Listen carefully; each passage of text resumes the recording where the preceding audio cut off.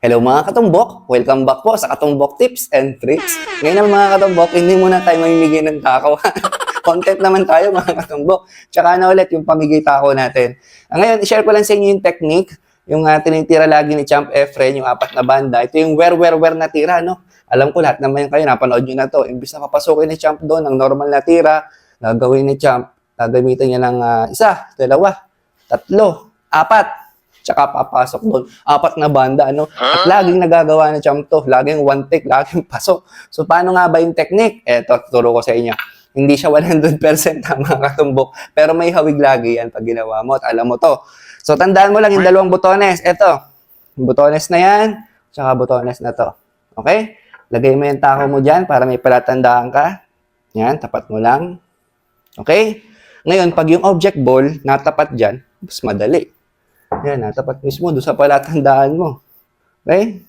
Yan, nakatapat mismo sa 2 butones. So, pagka ganyan, stop ball na lang. Yan yung mangyayari. Pag hindi pumasok do, kanto. Laging ganun lang. Basta may stop ball mo. Yan. Laging may hawig yan. Ganyan na lagi kalakas, mga katumbok. Ayan na, dahan-dahan pa yan, no? Perfect na. Ang galing. Sasabihin niya naman, paano naman kung katumbok kung hindi naman nakatapat doon sa palatandaan natin? Ganun pa rin. Ito lang po yung guide mo. Ibig sabihin, let's say, nandito. Yan, dyan. Layo niya na. Ito yung guide natin. Okay?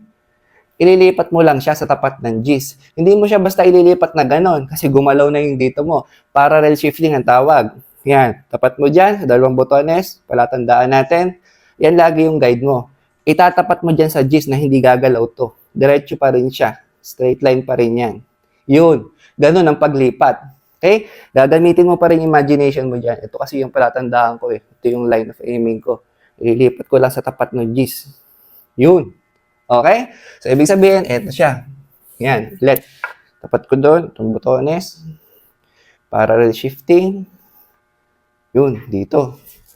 Yan. Ibig sabihin, pag in-stop ball natin to, pwedeng pumasok ulit yung G's dito. Okay? Tignan nyo ha. Try natin. Yan. Walang cut dyan ha. Stop ball lang yun. Stop ball lang yun. Swak na swak mga katumbok. Yan. Practicein nyo ha. Sabihin nyo, Chamba. Ulit. Let's say, last ball ka na. Gusto mong i-wear. Napunta naman dito. Yan. Yan. Ayun natin. Yan. Nandyan. Ganun pa rin. Line of aiming mo. Ito. Okay? Parallel shifting natin. Tingnan natin ha. Yan. Pag ganun. Yun. Ito pa rin yun eh. Nilipat ko lang eh. Yan. Ito yung guhit na yan. Nilipat ko lang sa tapat ng 5. Yan. Tingnan natin ha.